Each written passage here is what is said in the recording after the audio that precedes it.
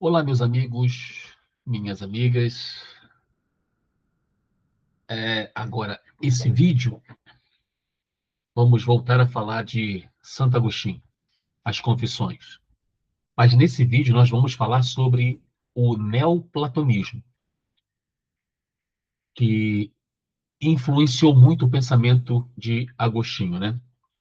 Então é preciso conhecer um pouco, pelo menos em linhas gerais, que é o objetivo desse vídeo, para compreender melhor o pensamento de Agostinho e até mesmo a sua construção, né?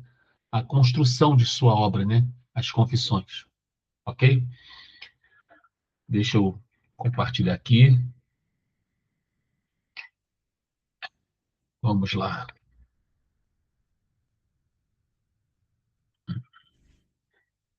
Muito bem.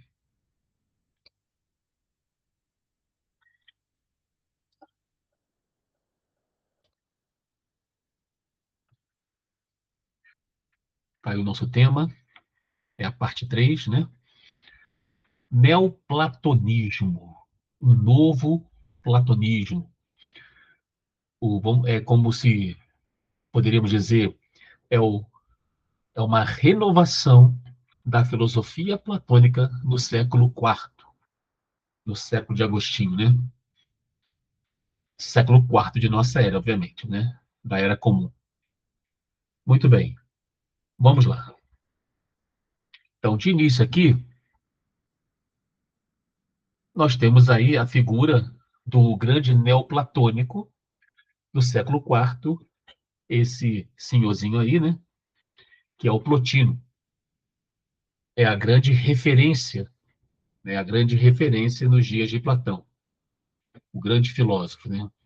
Então, lá, o neoplatonismo do século IV, da nossa era, era a corrente filosófica dominante no Império Romano tardio. Ou seja, o Império é romano, mas a cultura é helênica, né? Filosofia grega. Não se tratava de uma mera repetição de Platão, mas de uma síntese metafísica refinada, desenvolvida principalmente por Plotino, esse senhor aqui, né?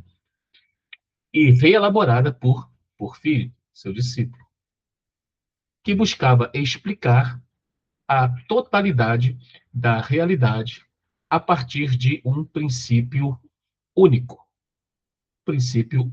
e absoluto, que é o bem, né?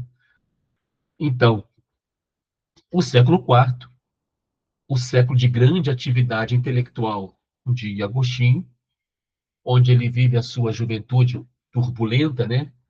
Em busca de sentido, de explicação para a sua existência e flertando ali muito intimamente com algumas correntes filosóficas, como o maniqueísmo e principalmente o neoplatonismo de Plotino, que vai lançar sobre ele as suas bases metafísicas, né? Da sua compreensão metafísica, da sua criação ali, da sua narrativa religiosa. Então, tudo nasce aqui dessa visão neoplatônica difundida por esse filósofo chamado Plotino. Aqui é só uma breve introdução, em linhas gerais, o que é esse movimento filosófico. Mas cabe a vocês aí se aprofundar, que é muito rico, tá? Muito bem. Seguindo aqui, vamos falar sobre esse princípio único, né? O uno. Esse aqui é Porfírio, né? A imagem de Porfírio aí. Então, em linhas gerais, ó, o uno, o uno é a origem absoluta e transcendente de tudo, que transborda sua realidade em uma cascata ontológica de perfeição decrescente, né? Ele é perfeição, então vem decrescendo, vem perdendo perfeição, né? Da mente divina, né? Que já é um degrau abaixo, ou seja, o nosso intelecto, passando pela força vital, que é a alma, até o plano mais denso, e imperfeito, que é a matéria. Então, é assim que constrói a metafísica neoplatônica a partir de Plotino. Ou seja, existe o bem perfeito, imutável, né? Imutável, que ele vai chamar de uno. O uno é de onde se gera tudo que existe, né? É a origem absoluta e transcendente de tudo. Então, é dali que surge tudo. E transborda sua realidade, ou seja, ele vai gerando seres, ele vai gerando ali entidades que são geradas nele e, consequentemente, essa criação que vem do bem se perde em perfeição e seguindo ali uma degradação hierárquica, né? Então, a mente divina, o intelecto, que é, vamos dizer, o órgão que capacita o homem a se comunicar com essa divindade, mas está abaixo dela, submisso a ela, e passando pela força vital que é a alma. A alma é aquilo que nos faz existir espiritual e fisicamente, até chegar ao plano mais rasteiro dessa cascata ontológica, vamos dizer, né?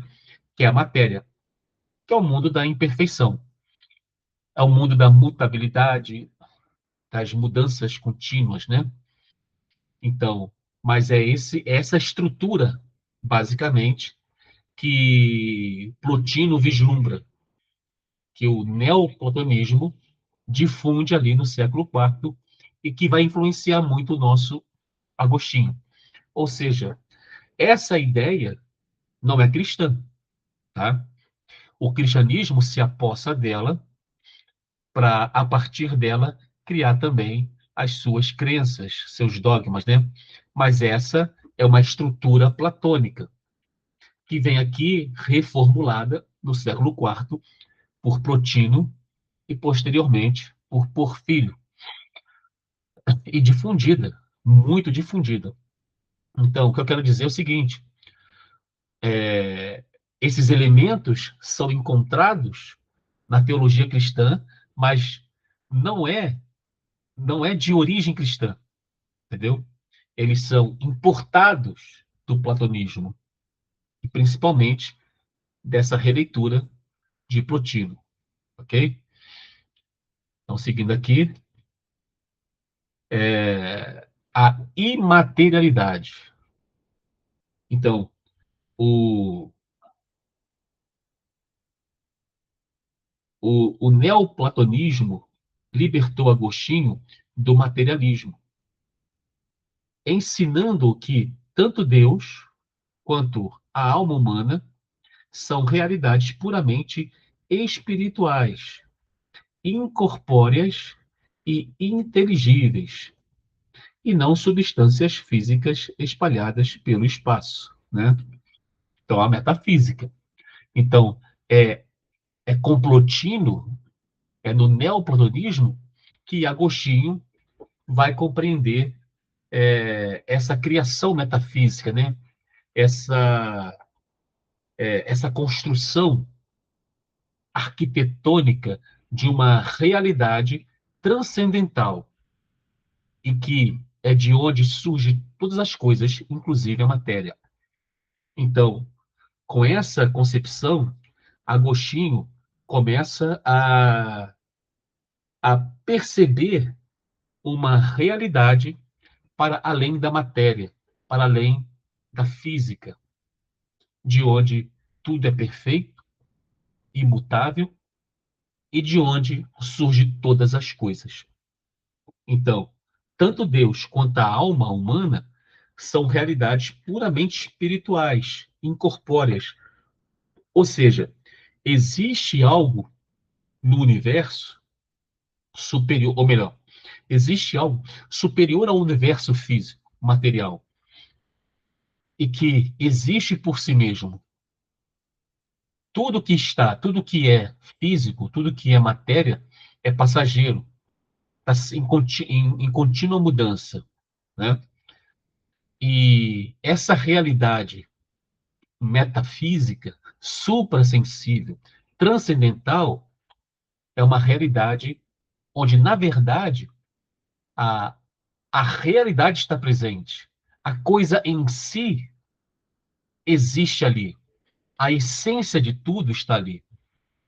Então, consequentemente, a busca do filósofo deve ser por esse mundo transcendental, já que é nele que se encontra a verdade, e não nesse mundo físico. Então, por meio do intelecto, da razão, a gente tem condições de se aproximar, se relacionar com esse mundo transcendental, tá? Então, é a partir dessa ideia neoplatônica que se constrói essa metafísica, e não do cristianismo, né? O cristianismo se apodera da metafísica platônica para fazer, para construir a sua própria metafísica, tá? Principalmente quando o cristianismo se afasta do judaísmo, né? E se torna, e vai se tornando mais independente, né? Até porque muitos judeus começam a se distanciar do cristianismo. Começa com eles, mas começa a distanciar e fica uma coisa mais. O cristianismo acaba sendo conduzido, vamos dizer assim, né? Construído um novo cristianismo por meio dos novos convertidos não judeus, né? E os judeus começam a se separar e o cristianismo vai se aproximando cada vez mais da cultura helênica, né? Da influência helênica, principalmente do neoplatonismo, ok? Muito bem. Avançando aqui, o bem, né? Que é o uno, né? Ao definir o mal não como uma entidade real, né? Para os neoplatônicos, o mal ele não existe de fato. Ele é o quê? Ele é uma mera privação do bem. Assim como a escuridão é a ausência de luz. Então, na falta do que realmente, aquilo que realmente existe, dá uma ideia aparente o surgimento de um outro elemento, mas é só uma percepção, isso não é real. Então, o mal não existe. Naquele local, vamos dizer assim, o bem não está presente. Aí dá a ideia que ali, sem a presença do bem, surge o seu contrário. Mas não, é só a privação de bem. Assim como a escuridão é a ausência de luz. Então, a filosofia neoplatônica permitiu a Agostinho superar o dualismo maniqueísta, né? Que para os maniqueus, os adeptos dessa filosofia, acreditavam em duas entidades que disputavam, vamos dizer assim, a grosso modo, que disputavam ali entre si a, a realidade, né? Então, de um lado o bem e do outro lado o mal. São duas entidades que têm uma equiparação ali de importância, né, de poder, que elas ali no seu embate, que produz as coisas. Até hoje nós usamos, metaforicamente, esse termo maniqueísmo, né, na política, né? Aquele político que diz que as suas ideias são boas e a de todos os outros são ruins. É uma visão maniqueísta que separa o bem e o mal, mas a partir da sua própria concepção dos seus interesses ideológicos. E é o que se tornou a nossa política, né? Extremamente maniqueísta, em que tudo que eu concordo é o bem e tudo que eu discordo é o mal, né? Então, o maniqueísmo, ele tem essa ideia sobre o universo, de duas forças necessárias para que tudo exista, o bem e o mal. O neoplatonismo vai ser contra isso. Por quê? Porque está dentro da lógica, né? Na própria lógica da filosofia platônica, né? Ou neoplatônica. Porque se o uno, que é a única realidade de fato, de onde tudo é gerado, e ele é o bem supremo, como é que o mal pode vir do bem? Percebam que é muito mais uma tentativa de explicar essa aparente contradição, né? Porque por mais que você reconheça que exista um Deus e ele é o sumo bono, né? Ele é o bem em essência, né? Como Agostinho entendia, como entender a existência do mal? Como entender que o homem tem uma inclinação ao mal, de uma natureza corruptível? Se o homem é gerado por esse bem supremo, como explicar isso, né? Então, a explicação é que, na verdade, para os neoplatônicos, é que, na verdade, o mal é só uma aparência. Ele, na verdade, não existe de fato. E onde nós chamamos de mal é onde a gente não percebe, não tem a percepção da presença do bem, né? E também isso pode ser questionado. Existe um lugar onde o bem não estaria? Isso é meio estranho também, né? Mas é uma explicação. Então, o neoplatonismo vai ajudar a Agostinho superar essa dualidade maniqueísta e ter uma explicação ali razoável para ele entender o mal como uma percepção equivocada e sustentar, olha só, e sustentar que Deus criou todas as coisas boas, sem ser o autor do mal. Então você percebe que, ó, a preocupação neoplatônica é essa. Ah, se Deus criou tudo, ora, então ele também criou o mal? Ele criou o homem com uma inclinação à corrupção? Não. Então, a premissa, né, o pressuposto inegociável é que Deus é essencialmente bom. E nada de contrário ao que é bom pode ser gerado por ele. Então, tudo que ele criou é bom, até mesmo para confirmar o que está escrito lá nas Escrituras, que fala que tudo que Deus criou é bom. Então, é, percebe-se que a tentativa aqui é justificar pressupostos e não realmente encontrar contradições, né? Principalmente em se tratando de narrativas religiosas, né? Ideológicas. Então, a preocupação principal é proteger o pressuposto, o princípio, entendeu? Então, Agostinho tem contato com o neoplatonismo e com essas concepções, e assim ele consegue superar muitos ali, vamos dizer assim, muitas, muitos argumentos maniqueístas que não o satisfaziam, tá? Vamos dizer assim, ele não se sentia satisfeito com aquelas explicações, até porque nós temos os nossos pressupostos, né? Independente do que nós iremos crer, nós estamos o tempo todo tentando defender os nossos princípios, os nossos pressupostos. E saímos como se fôssemos ao mercado em busca de alguma filosofia que nos ajude a proteger, a reforçar, né, os nossos pressupostos. É o que Agostinho fez a vida inteira, como todos nós fazemos. Uns com mais radicalidade, outros mais moderados, né? Muito bem. Como eu também já falei, acho que no vídeo passado, né? A busca de si mesmo. Isso está presente no neoplatonismo e também muito presente em nosso Agostinho, né? Então, aqui, ó. A busca pela verdade exige um movimento de interiorização, sempre presente em Sócrates e Platão, né? Conhece-te a ti mesmo, né? Ao silenciar a dispersão do mundo exterior e voltar-se para dentro de si mesma.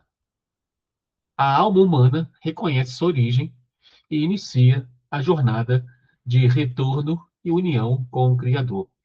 Então, se você entende que existe o uno, o bem supremo, de onde todas as coisas que existem foram geradas, ele é a razão de tudo, ele é o princípio de tudo, e entende que a alma humana é o elemento humano que capacita o homem a se comunicar com essa bondade suprema. Ora, é óbvio, né? É óbvio que a filosofia desse grupo será uma viagem no seu próprio interior. Os pré-socráticos, né, lembra? Eles buscavam entender o mundo pela própria physis, pela natureza.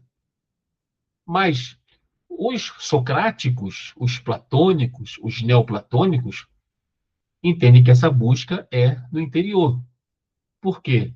É onde se encontra a nossa alma, que ela pode ser ali encontrada em vários elementos, principalmente no nosso intelecto, porque é por meio do intelecto que nós compreendemos.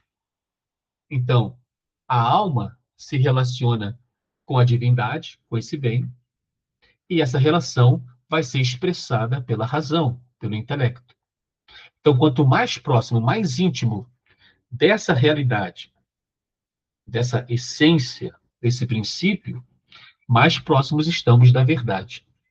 E quem consegue isso são os filósofos, segundo Platão e segundo os neoplatônicos. E Agostinho vai flertar muito com essa filosofia e vai transformá-la, ou melhor, vai adaptá-la ao seu cristianismo. Né? Então, daqui, nós partimos para esse último quadro, que eu botei como Logos versus Graça. Né? O Logos é um elemento filosófico que tem uma relação de, vamos dizer, essa relação entre esse bem supremo e a alma humana é a relação do Logos, é como se fosse vamos botar aqui, uma centelha, né, que, que essa relação produz, capacitando o homem a compreender o que a maioria dos homens, voltados para a matéria, não consegue entender, não consegue captar. É por isso que no Evangelho de João, no prólogo, quem tiver Bíblia pode ler, apesar que teria que ter uma Bíblia que, tipo a de Jerusalém, que tem termos gregos, né? A palavra verbo, que é a tradução de logos, né? Então, quando fala que Jesus é o princípio, ele é o verbo, ou é a palavra, ali é a tradução da palavra logos no grego. E esse logos, esse que eu estou te falando, é aquilo que nos capacita a partir dessa relação com o bem supremo, compreender de fato o que é a existência. Entendeu?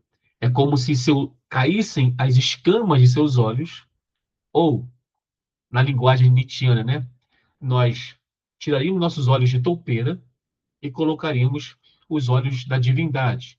E conseguiríamos ver as coisas como esse bem supremo vê. Né? Essa vai ser a compreensão também de Agostinho na sua versão cristã dessa metafísica neoplatônica. Então, embora os neoplatônicos tenham vislumbrado Logos e o ideal de ascensão espiritual, faltava-lhes faltava-lhes a encarnação e a graça, elementos cristãos. Para eles, o sábio se eleva pelo próprio intelecto. Mas para Agostinho, a alma, aí vem aqui, né, a ideia de alma decaída. A alma decaída é incapaz de salvar a si mesma e depende da humildade de Cristo que desce para resgatá-la. Então aqui você já vê a adaptação cristã, né? Já alguns elementos peculiares ao cristianismo, servindo para, entre aspas, explicar melhor a ideia metafísica do neoplatonismo. Então, como o próprio Agostinho depois vai entender, que essas passagens pelo maniqueísmo, pelo neoplatonismo, foram necessárias para ele alcançar o cristianismo nos moldes, nos moldes que ele chega ao cristianismo.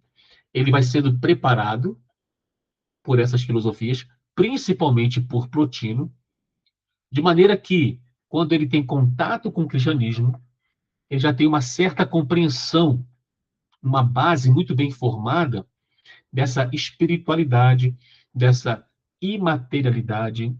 Ele já tinha com ele um tipo de explicação sobre o bem e o mal, não como dois elementos existentes no mundo, mas a existência do bem, somente do bem, e que tudo provém dele, e a sua ausência, a privação desse bem em algum momento da vida gera uma percepção do seu contrário, mas é só uma percepção.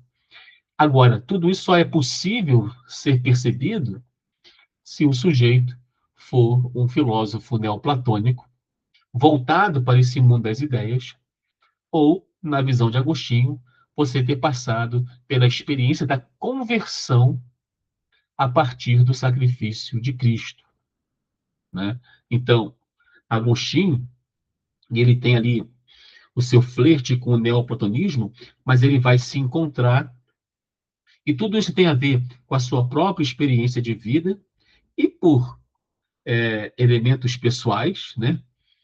Ele vai se voltar para essa, essa compreensão cristã específica. Olha só, o cristianismo é diverso, tá? Ele não só tem uma linha. Ele nunca nasceu com uma linha. Apesar de existir várias tentativas de uma ortodoxia cristã, seja pelos católicos mais conservadores, no meio protestante pelos calvinistas, tem também a igreja ortodoxa, né? Também tem uma linha bem radical também, mas o cristianismo ele tem uma tendência à pluralidade de ideias, porque ele tem a sua filosofia, a sua literatura, ela acaba capacitando esse tipo de diversidade de ideias. Ela é muito rica e cheia de ideias contraditórias, mas a, as ramificações cristãs mais tradicionais, mais conservadoras, eles ali, com a expertise da teologia, eles tentam construir uma ortodoxia para suprimir, na visão deles, essas aparentes contradições ou discordâncias que há entre autores. Mas a pessoa que estuda mais a fundo as escrituras, né, a teologia cristã, sabe que não dá para fazer isso, né? Há muitas discordâncias e há vários ramos, tanto que há várias ramificações no cristianismo, há várias ordens.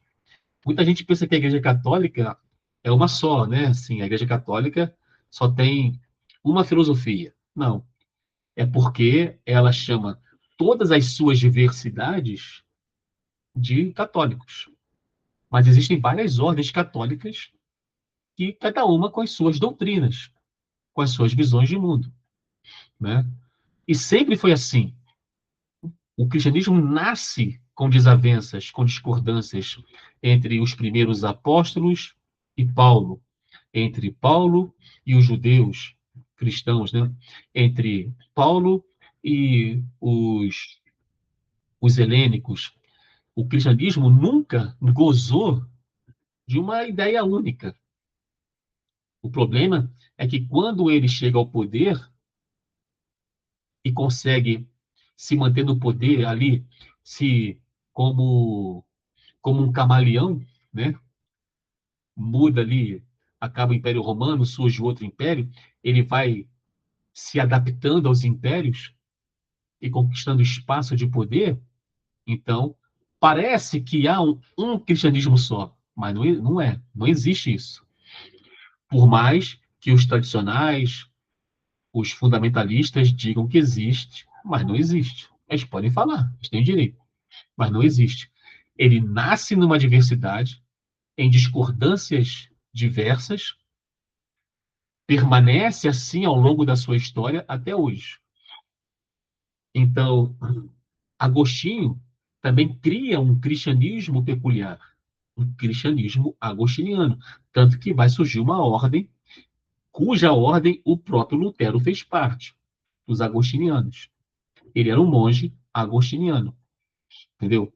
Então, a Agostinho vai se caracterizar pela existência de um Deus misericordioso. Isso por quê? Porque Agostinho necessita de um Deus misericordioso. Porque Agostinho sofre com culpa. Na visão dele, ele carrega um pecado muito grande da sua juventude e até mesmo da sua vida como cristão, que a sua memória, é o seu grande inimigo. O tempo todo, ela vem e o assalta com lembranças que ele gostaria de ter esquecido. Então, Agostinho vive com a culpa. Ele se sente culpado. Ele carrega essa culpa. Daí a ele embarcar numa ramificação específica do cristianismo, que diz que o homem é um ser decaído, corruptível e que necessita da intervenção divina, porque por si mesmo ele não consegue superar os seus erros, isso cai como uma luva para Agostinho. Está aqui a solução. Tanto que Pelágio, né, que também é um contemporâneo de Agostinho, que vem das Ilhas Britânicas e vai viver em Roma e fazer parte desse grupo de elite que eu já falei para vocês, Pelágio já pensava completamente diferente. E também era cristão como Agostinho. Ele vai pensar completamente diferente e achar que o homem não possui uma alma decaída. Ele não é inclinado ao mal, né? Mas o homem pode superar esse mal a partir de seu próprio esforço. Pelágio vai pensar assim, pelo seu próprio esforço. Até porque é um mandamento divino que o homem se aproxime de Deus em busca da verdade, do bem. E não, Pelágio não encontra nas Escrituras uma palavra que diz que o homem não tem capacidade de superar o mal. Muito pelo contrário. Ele encontra nas Escrituras uma ordem divina de que o homem deve superar o mal pela busca da verdade, pela busca do próprio Deus, pelo entendimento do próprio Deus. Mas só que para Pelágio é necessário um tipo de ascese rigorosa para alcançar esse fim. Agostinho já não. Agostinho já diz que não. Isso é impossível. Por quê? Porque ele não consegue. Ele não consegue. E por que para Pelágio é possível? Porque ele entende que consegue. Mas só que a narrativa vitoriosa é de Agostinho, porque ela atende a maioria. Porque a, a ideia de Agostinho retira do homem uma responsabilidade de ação e coloca sobre Deus essa responsabilidade. A única responsabilidade do homem, para Agostinho, é que ele reconheça a sua miséria. Ah, isso é fácil, né? Vamos dizer aqui, isso é fácil. Então você reconhece a sua miséria e se volta para esse Deus de misericórdia e graça. E segundo as doutrinas cristãs, né, esse Deus se encarnou numa pessoa humana chamada Jesus, habitou por um tempo na terra, trazendo a palavra de Deus, para que as pessoas viessem ao entendimento de sua miséria e de sua necessidade de se voltar para esse Deus. Esse foi o cristianismo vitorioso da narrativa agostiniana, tanto que Pelágio depois vai ser considerado uma heresia. Até hoje é considerado uma heresia. Então, não é que o cristianismo de Agostinho encontrou a verdade, é porque a sua construção ela foi mais satisfatória, atendeu mais às necessidades, tanto dos fiéis, quanto principalmente da igreja. Tá? Então, como eu falei, aqui era só uma passada aqui em linhas gerais, a importância do neoplatonismo na obra de Agostinho, tendo esse conhecimento básico, vocês podem se aprofundar aí, né, na internet, tem muita coisa, mas com esse conhecimento básico, na leitura de Confissões, nós encontraremos muito dessa influência, ok? Então é isso, meu povo. Essa é a parte 3, como eu prometi, e eu volto numa outra parte aí, ou na leitura de Confissões, propriamente dita. Muito obrigado pela companhia e até a próxima. Em pé.